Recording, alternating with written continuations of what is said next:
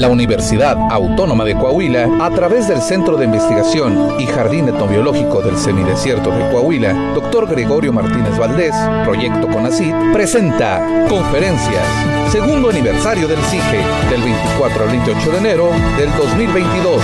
¡Comenzamos!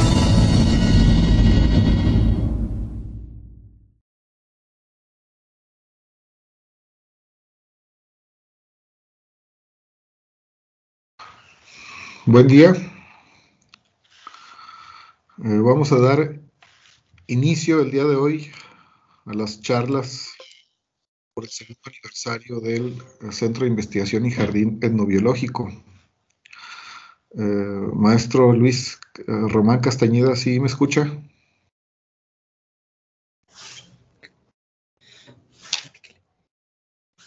Sí, maestro, aquí estoy. Muy bien. Entonces, me voy a permitir presentar al conferencista del día de hoy.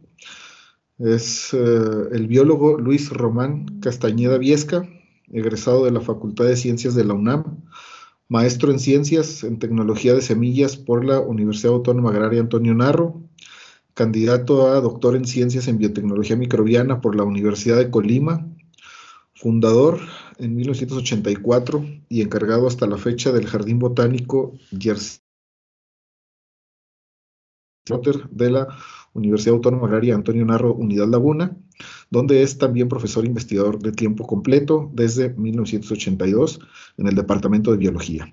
Y también es profesor de tiempo parcial en la Facultad de Ciencias Biológicas de la Universidad Juárez del Estado de Durango desde 1976. Entonces vamos a escuchar la charla del maestro Castañeda, que habla precisamente sobre el Jardín Botánico Yersier Sedovsky de la Narro, de la Universidad Autónoma Agraria Antonio Narro, de la Unidad Torreón, del cual él es encargado, y habla sobre un jardín botánico regional. Si gusta dar inicio, maestro. Sí, gracias. Bien, muy buenos días. Agradeciendo la invitación de la Universidad Autónoma de Coahuila para la celebración del aniversario de su Centro de Investigación y Jardín Etnobiológico, me permito presentar a ustedes el Jardín Redowski. El título es de esta plática, JRZ, que significa Jardín Redowski, un jardín botánico regional. Este jardín botánico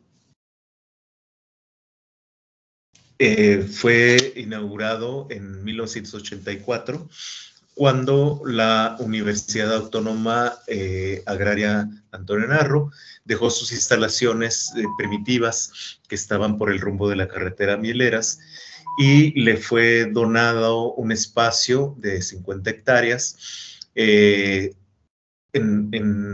el ejido San Antonio de los Bravos, que es donde actualmente está, sobre el periférico y carretera Santa Fe. Entonces, como introducción, vamos a empezar señalando la importancia de México como un país megadiverso. Un país megadiverso será aquel que cuente con gran cantidad de plantas, animales y microorganismos a nivel mundial, un porcentaje bastante alto que le permite ser un país megadiverso. Algunos de los países que acompañan a México en esto sería Indonesia, Colombia, por ejemplo, que son países con alta diversidad. Dentro de la diversidad de organismos, la flora de México es una de las más ricas del mundo y pues obviamente pertenece a todos los mexicanos. Esta existencia, ¿verdad?, nos permite a los que somos estudiosos de la biología, nos da una responsabilidad en cuanto a su estudio, saber qué es lo que tenemos, para poderlo en un momento dado explotar de una manera sostenible y desde luego cuidar que acciones que no concuerden con su permanencia, ¿verdad?, puedan ser evitadas para conservar esta rica biodiversidad.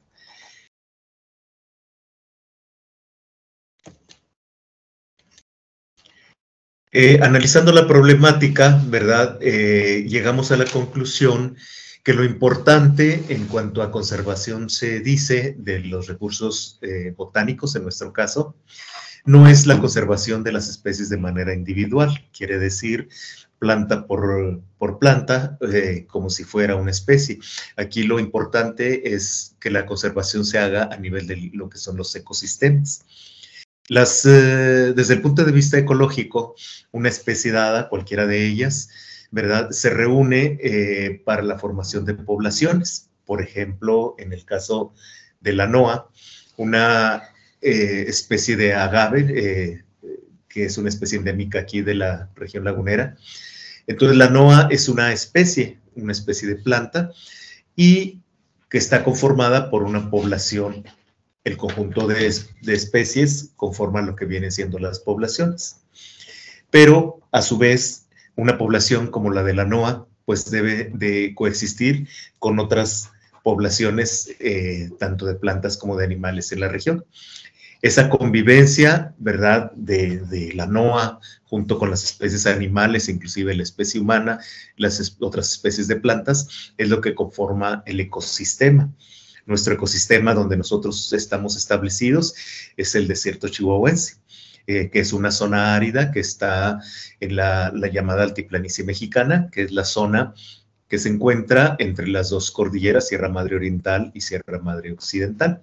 Una región de cierta altura, en donde las condiciones áridas, por la presencia de estas dos cordilleras que no permiten la entrada de humedad hacia el centro del continente, crean lo que se considera el desierto chihuahuense.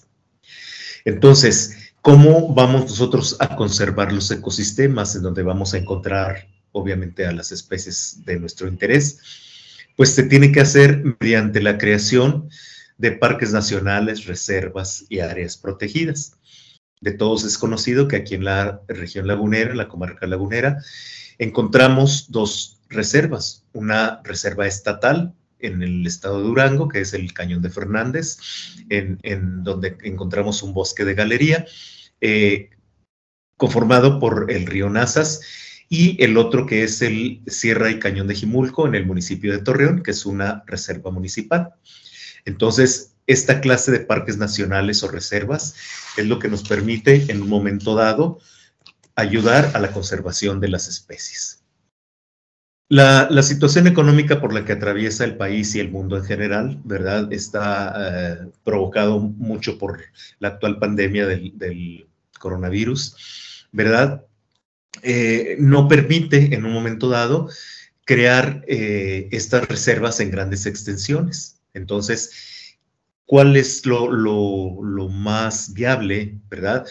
Entonces, en este caso, la conservación tendrá que ser en cada una de las provincias bióticas, ¿verdad?, que sean de nuestro interés, como lo es el desierto chihuahuense, pero con el establecimiento de jardines botánicos. En la figura que les presento está la localización por estados, que están señalados en color oscuro. En aquellos estados que tienen al menos un jardín botánico registrado ante la Asociación Mexicana de Jardines Botánicos, la AMJB. Esta asociación, en donde nuestro jardín pertenece, ¿verdad?, pues le da cabida alrededor entre 25 y 30 jardines botánicos. Pero si ustedes lo notan en la figura, grandes extensiones, como puede ser los estados de Sonora, Chihuahua, Zacatecas y San Luis Potosí, en donde no hay jardines botánicos registrados ante la asociación, aparte Nayarit, Colima, Tabasco, pues hace que se pierda mucha del estudio de la diversidad, del conocimiento de la diversidad en estas grandes regiones. Los jardines botánicos registrados en la asociación están, como lo vieron en el mapa, repartidos en todo el país. Hay algunos muy antiguos, como las fotografías que tenemos aquí. Arriba a la izquierda está el jardín botánico del Instituto de Biología en Jalapa, Veracruz. A la derecha arriba tenemos el Jardín Botánico en Culiacán, Sinaloa. En la parte inferior, izquierda, está el Jardín Alfredo Barrera en Puerto Morelos, Quintana Roo. Y a la derecha tenemos el que está en Tuxtla Gutiérrez, Chiapas, al centro de la entrada de nuestro jardín. Entonces, los jardines están repartidos en toda la diversidad que representan los ecosistemas en el país, desde las zonas áridas como la nuestra, a las exuberantes como puede ser la de Quintana Roo. La conservación en estas instituciones se hace de dos maneras. La primera, de manera directa, manteniendo la diversidad genética, ¿verdad? Y sobre todo de aquellas especies deben estar presentes que estén amenazadas o en peligro de extinción.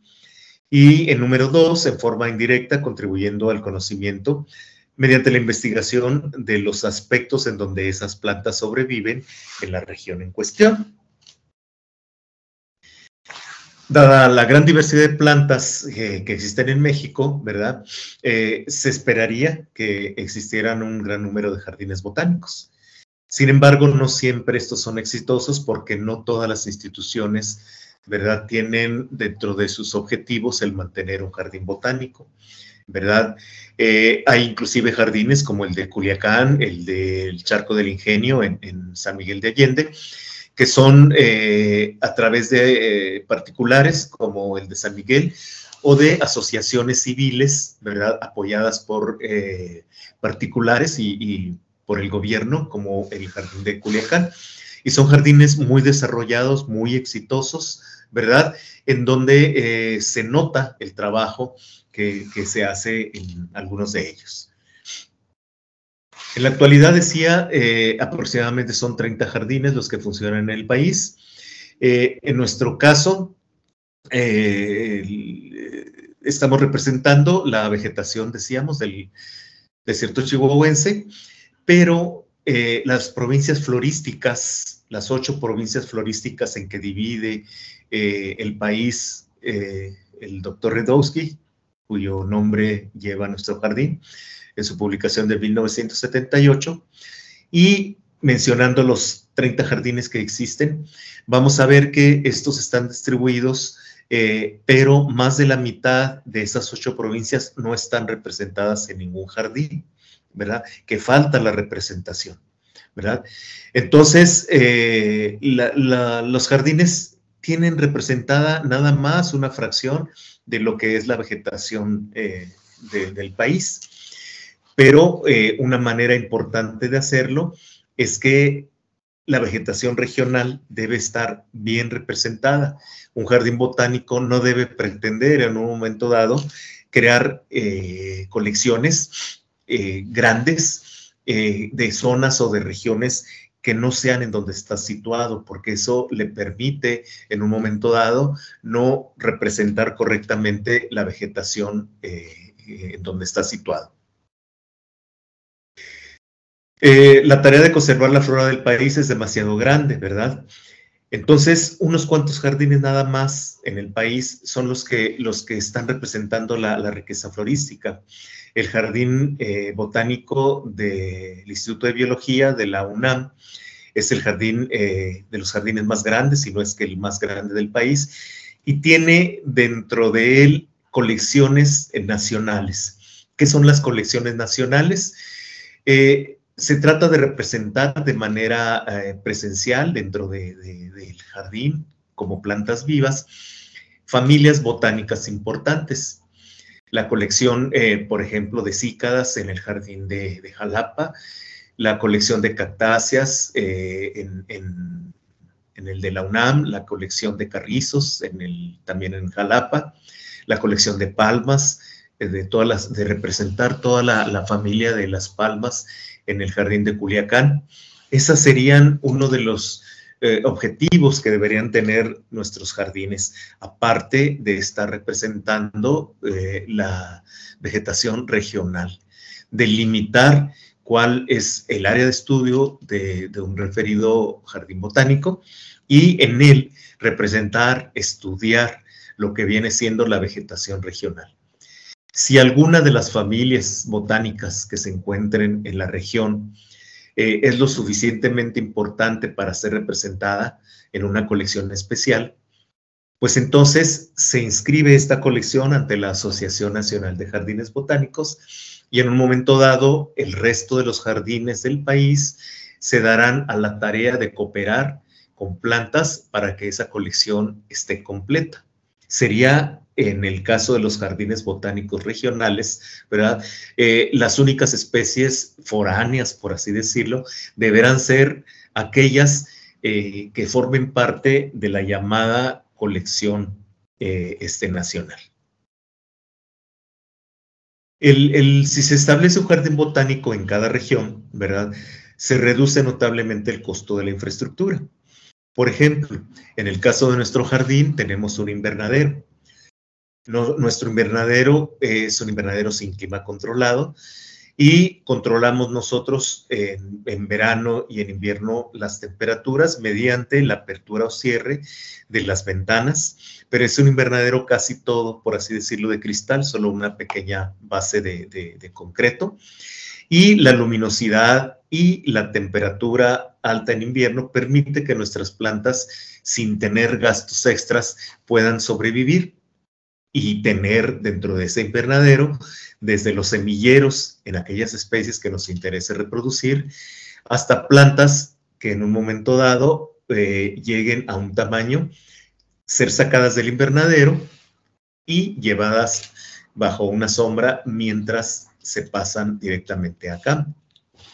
Los sistemas de riego, en un momento dado, pues al ser mínima la cantidad de agua que estas especies regionales necesitan, pues entonces en un momento dado también la cantidad de agua no se desperdicia.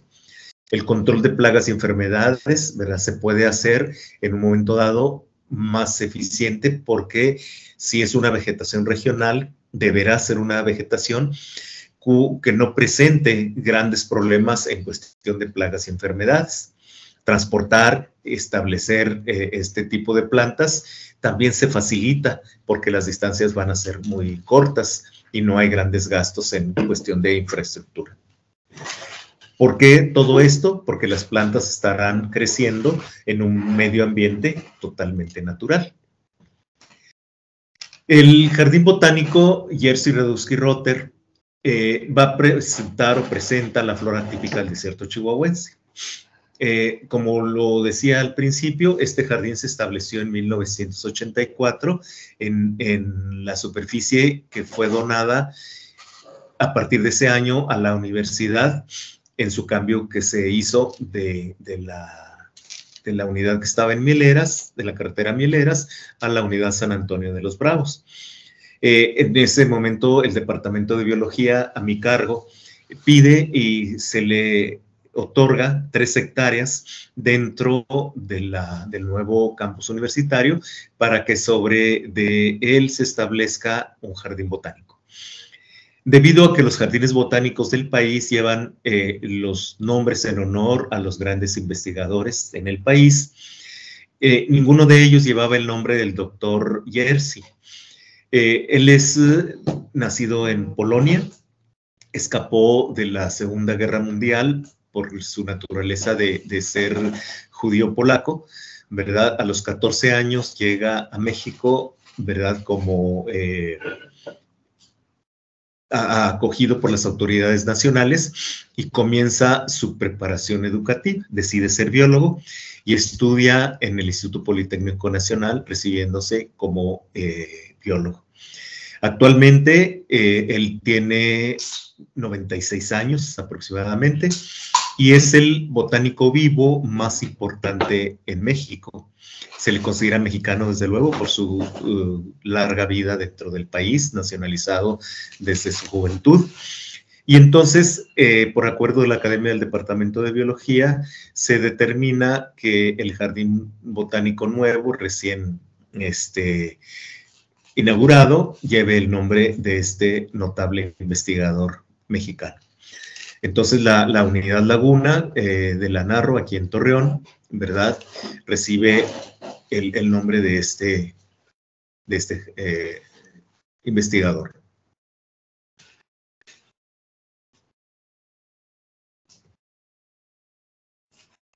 Perdón,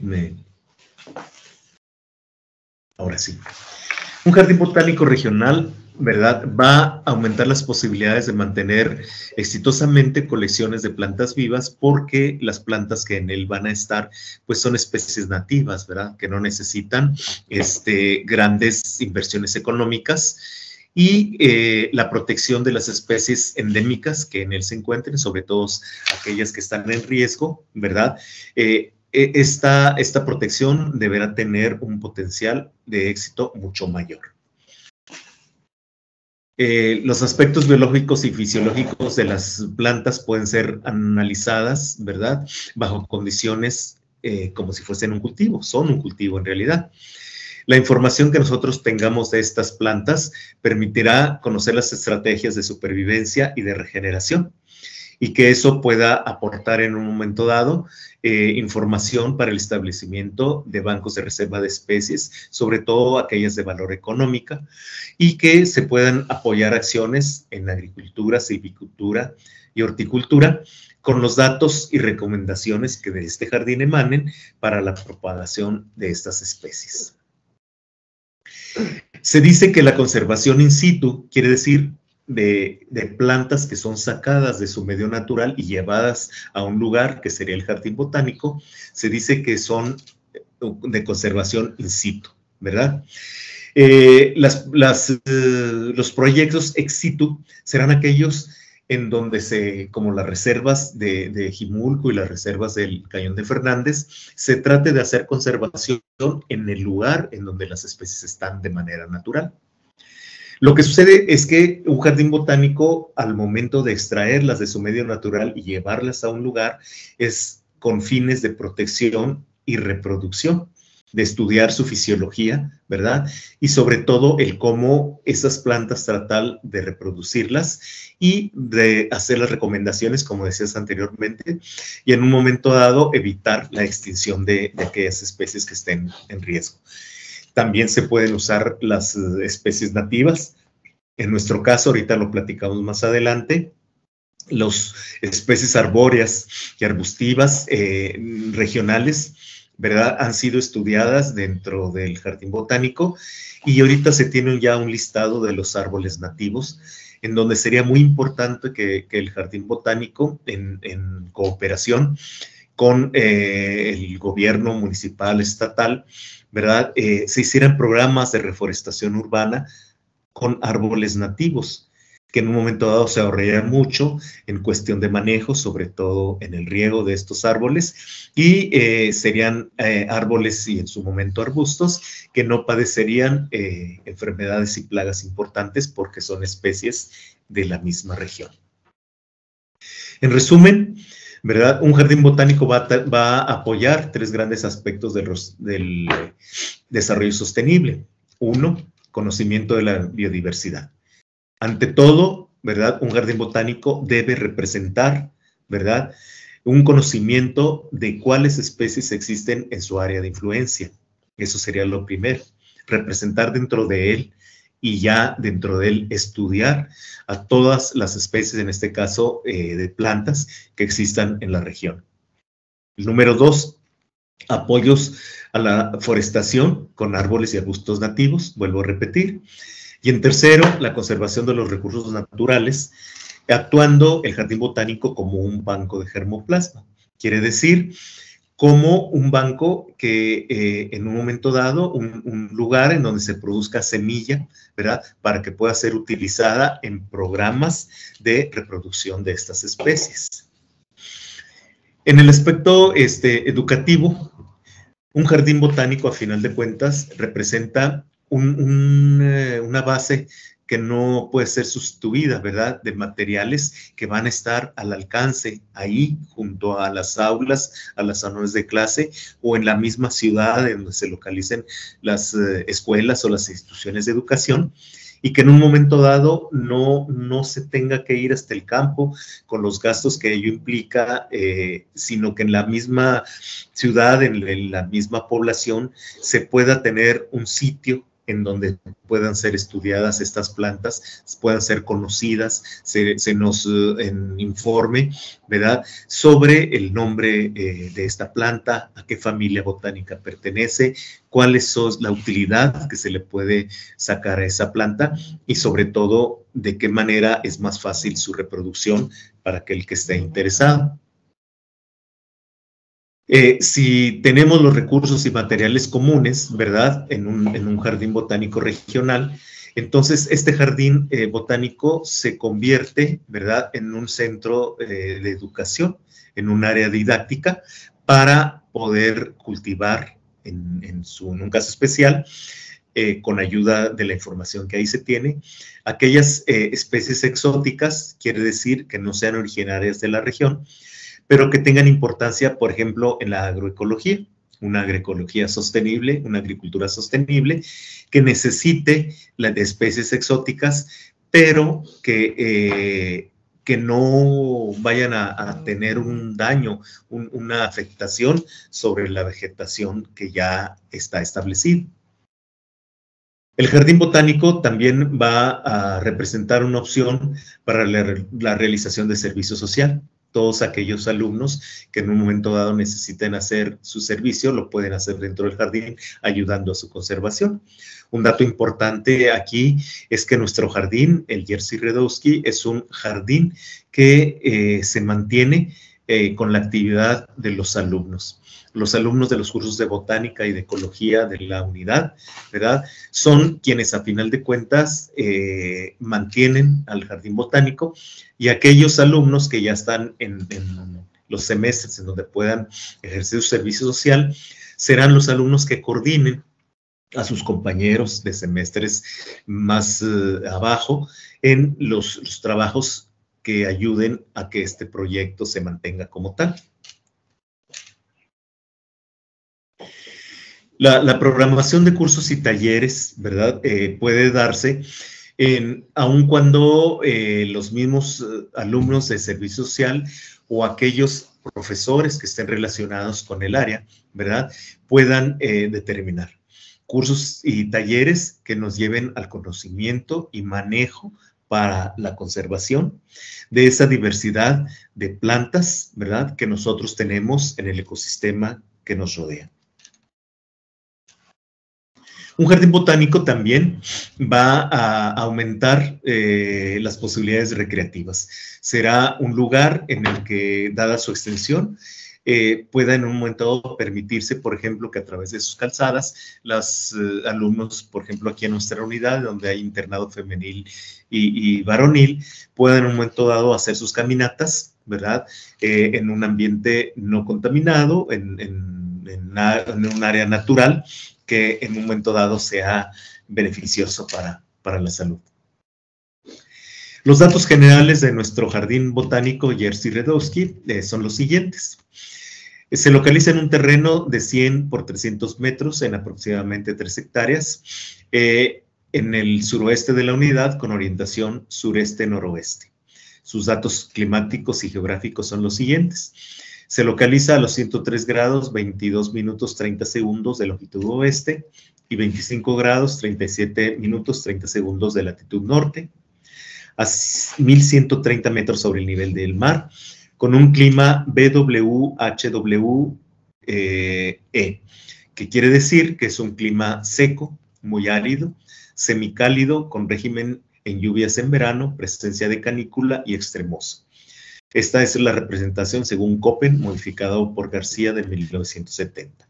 La precipitación anual promedio es de 200 milímetros anuales y su temperatura media de 22.4 grados centígrados. La influencia del jardín botánico es la comarca lagunera. Al no ser una entidad política, como los estados de Coahuila y de Durango, pues cada persona, cada institución, cada estudioso determina lo que para él es la comarca lagunera. En nuestro caso estamos determinando que está comprendida por 18 municipios, 7 del suroeste de Coahuila y 11 del noreste de Durango, como sigue. En Coahuila, los municipios de Francisco y Madero, Matamoros, Parras, San Pedro, Sierra Mojada, Torreón y Viesca. Y en Durango, los municipios de Cuencamé, Gómez Palacio, Lerdo, Mapimí, Nazas, San Juan de Guadalupe, San Luis del Cordero, San Pedro del Gallo, Santa Clara, Simón Bolívar y Tlahualilo.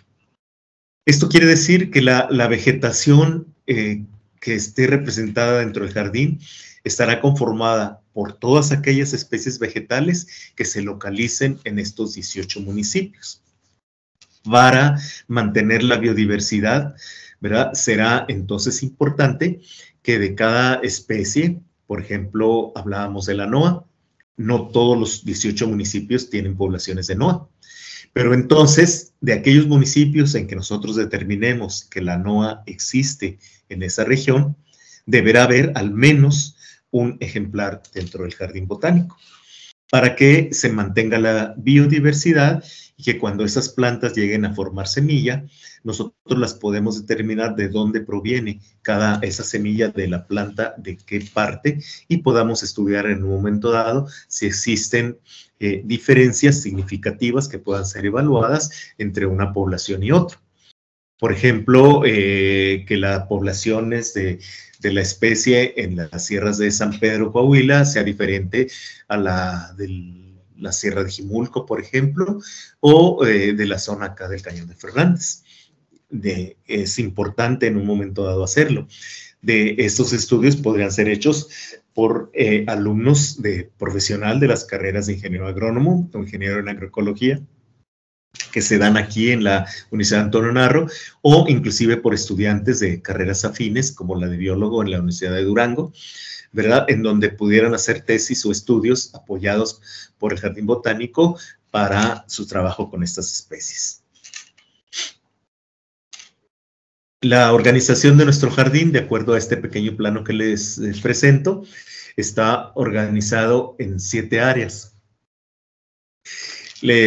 Aquí tenemos en el número 1, es el área de entrada al jardín botánico, y allí se encuentran localizados los edificios, que es el área administrativa, donde se cuenta 2 cubículos para los profesionales, uno para el jardinero, uno secretarial. En el área 2, ese círculo de color que tiene el número 2, es un estanque artificial en donde se mantiene alrededor lo que llamamos la vegetación riparia. Vegetación riparia es aquella que se localiza a las riberas de los ríos o de las lagunas. En este caso, ustedes saben que la comarca lagunera es denominada la Mesopotamia mexicana.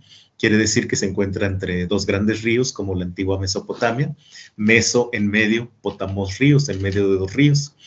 En el Asia Central sería el Tigris y el Éufrates, aquí tenemos el Nazas y el Aguanaval. Entonces, toda la vegetación a la ribera de estos 2 ríos se mantiene a la orilla de este estanque. Les decía yo, es un estanque artificial de aproximadamente 20 metros de diámetro, unos de 2 a 3 metros de profundidad en su centro, y donde se desborda, y al momento que se desborda el agua del estanque permite la existencia, ahorita lo vamos a ver en fotografías, de aquellas plantas que vivan a las orillas de los ríos Nazas y Aguanaval. En el número 3 es el área que llamamos de vegetación xerófila, la vegetación que crece en el desierto como tal. En el número 4 tenemos la de cultivos regionales. Al ser la Universidad Antonio Narro, Universidad Agraria, pues es importante tener representados los cultivos de importancia económica que se dan en la región, aunque no sean especies nativas, desde luego.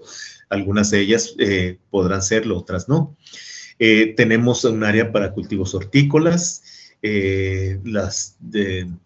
alrededor de 12 cultivos de hortalizas que se den aquí en la región, 6 de cultivos básicos, de primavera-verano, como puede ser el maíz, el algodonero, o de otoño-invierno, como el trigo o el zacateballico. Y además tenemos representadas 6 especies perennes, una pequeña parcela de nogales, de palma datilera, de alfalfa, de vid, y próximamente tendremos una de higuera, que es uno de los cultivos que se están promoviendo actualmente en la región. En el número 5, la faja larga que está a la derecha, es el área de etnobotánica.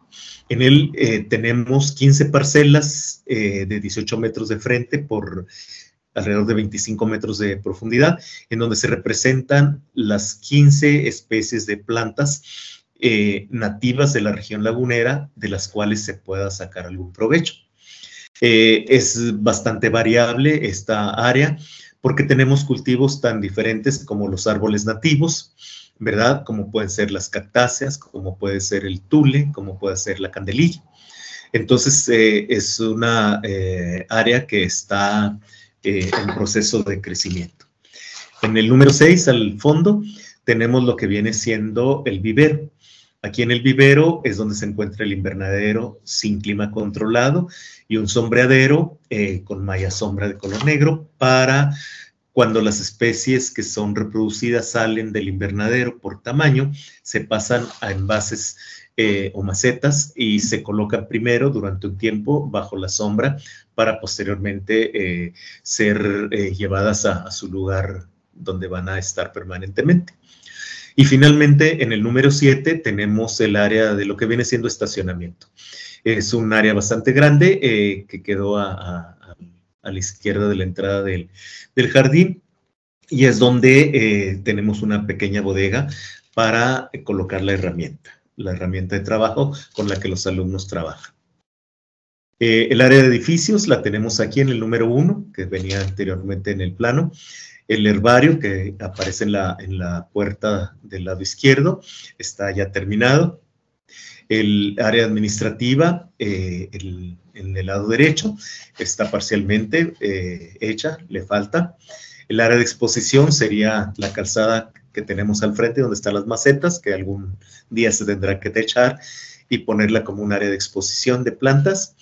El área de difusión, que estaría hacia la derecha del edificio, un edificio aparte con una pequeña sala de proyección, una tienda de venta de los productos del jardín, y el área de recepción, que también se tiene en proyecto.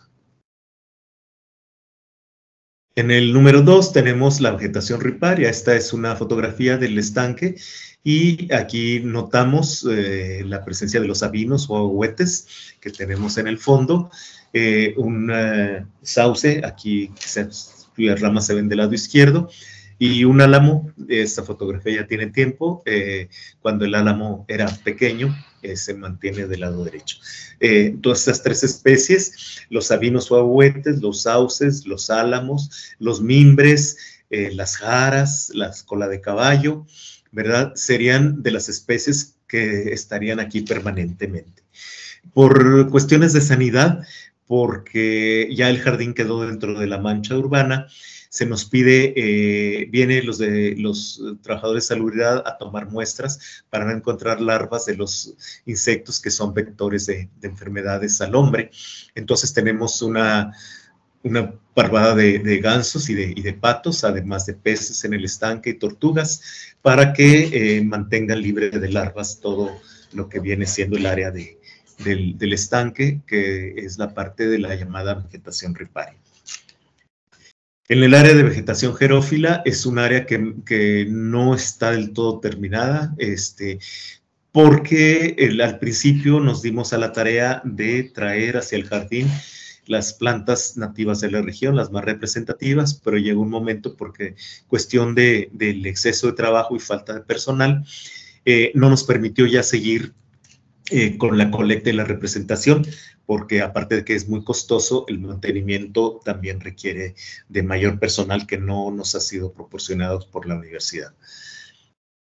En los cultivos regionales, aquí se ve a la izquierda la preparación de las tierras para cuando entra el ciclo de siembra de los cultivos anuales y hortícolas, y el área de cultivos perennes, como en el caso del nopal para verdura. El área de etnobotánica, ¿verdad? Aquí se ve una fotografía, al frente tenemos las lechuguillas como de las plantas más importantes, seguía la candelilla, más atrás los ocotillos y al fondo estarían lo que viene siendo el tule, el orégano, etcétera. Es el área de plantas útiles nativas de la región lagunera. Le llamamos área de etnobotánica. El vivero, ¿verdad? no ha sido terminado del todo, faltan calzadas, falta, en el caso del sombreadero, que está en las dos fotografías de la parte de arriba, notarán que lo que nosotros llamamos albercas, donde colocamos las envases, usamos bolsas negras o envases reciclados de refrescos y de jugos y de leche, para no gastar en cuestión de bolsas, ¿verdad? Estas albercas las forramos de cemento porque tenemos mucho problema cuando la planta crece, busca sacar la raíz del envase, por muy hermético que sea, lo llega a romper y las raíces penetran en el fondo del lugar, en el suelo, y al momento de extraerlas dañamos la raíz principal y eso causa que la planta en un momento dado se marchite y puede morir. Entonces se determina que debe estar encementado para evitar estas situaciones y se aprovecha más inclusive el agua de riego que puede quedar en el fondo de cada una de las pequeñas albercas. Son 21 albercas de 4 por 4 metros y su malla sombra. En la parte de abajo está el invernadero, si lo notan ustedes, es un invernadero con amplias ventanas de cristal. En la parte de arriba tiene pequeñas ventanas que se abren y se cierran en invierno y en verano para mantener el calor dentro del invernadero. Es un invernadero sin clima controlado. El estacionamiento, que es lo que decía yo, es la parte de la entrada de la institución. Aquí está, se lo estaremos viendo de adentro del jardín hacia afuera, tiene su portón de entrada, pero es una zona que no está terminada. La tenemos emparejada como tal, pero nada más. El jardín tiene programadas metas. La primera, vamos a entender, es las metas a corto plazo, el número 1, incremento de la colección del herbario. El herbario nació casi junto con el jardín botánico, pero durante unos 6 años, 8 años aproximadamente, un biólogo actualmente, maestro en ciencias, entró como estudiante a establecer este jardín botánico, pero en el momento que él salió por promoción hacia profesor investigador, el jardín botánico quedó solo y actualmente no está trabajando. Entonces, una meta a corto plazo sería conseguir un profesional que se encargue del herbario y que pueda continuar su trabajo. La siguiente sería el incremento de las vegetaciones del área riparia y xerófila, que dijimos que se ha detenido precisamente por la falta de personal especializado. El tercero sería el complemento de las parcelas del área etnobotánica. Hay parcelas de las plantas útiles que están siendo mantenidas nada más, pero no se han incrementado. Cada área nosotros queremos determinar el tener un pequeño complejo, como un tipo de exhibidor, ya sea una pequeña habitación, una pequeña área sombreada, en donde se vea, se exhiba el cómo cada una de estas plantas es manejada para sacar su utilidad. Es muy diferente, por ejemplo, el cultivar cactáceas, como por ejemplo el sacar la fibra de la lechuguilla a partir de sus hojas. Entonces, la presencia de representaciones, ¿verdad? De cómo se hace ese trabajo en fotografías, en maniquís, en el implemento tal y como el campesino lo maneja, sería una de las áreas más bonitas y mejor representadas. Después tenemos la continuación del área de cultivos hortícolas y anuales. Los cultivos anuales, pues se les da mantenimiento, y en el caso de los hortícolas y básicos, ¿verdad? Se siembran cada temporada, y los alumnos, decía yo, de los cursos de botánica y ecología, se les reparte las parcelas y ellos las manejan a través de cada uno de los semestres de educación. El mantenimiento de los cultivos regionales, ¿verdad? Sería en el caso de las perennes, nogales, palmas, vides, nopales, alfalfa, y les decía, y próximamente las higueras. Y por último, un programa que tenemos presente, que no siempre podemos realizar por las condiciones propias de la institución, es la producción de árboles nativos. Los árboles nativos, decía yo, tienen una importancia dado que en coordinación con las autoridades de la ciudad y del estado se podía forestar todas las plazas, los espacios públicos, los camellones de las avenidas con esta clase de especies. Dada la importancia de esto, les enlisto 20 de las especies de árboles nativos que hemos contemplado, que hemos estudiado y que algunas de ellas tenemos representadas, al menos la mitad, en una de las parcelas de etnobotánica. Los árboles nativos, como la gente de campo las conoce, o la gente que está relacionada con su presencia, sería la acacia anisófila, que se le denomina ebanillo, acacia berlandieri, el frijolillo, acacia constricta, el gigantillo, acacia carcifolia, el alerón, acacia farnesiana, el huizache, acacia greyi, el gatuño, acacia huisliceni, que sería el pinacate, celtis pálida, el granjeno, Chilopsis linearis, el mimbre, Colubrina viridis, el palo rojo, Fraxinus udei, el fresno, Abardia pallens, la tenaza, Prosopis juliflora, el mezquite, Sófora secundiflora, el colorín, Tecoma stans, el San Pedro, Yuca rígida, Palma socol, Yuca torre, Palma pita, Yuca carnerosana, Palma samandoca, Yuca filífera, la palma china, y la yuca rostrata, que es la palma soyate. ¿Verdad? Estos 20 árboles nativos serían los que, bajo un programa importante, podría producir plantas. Todas ellas son muy distintas en sí.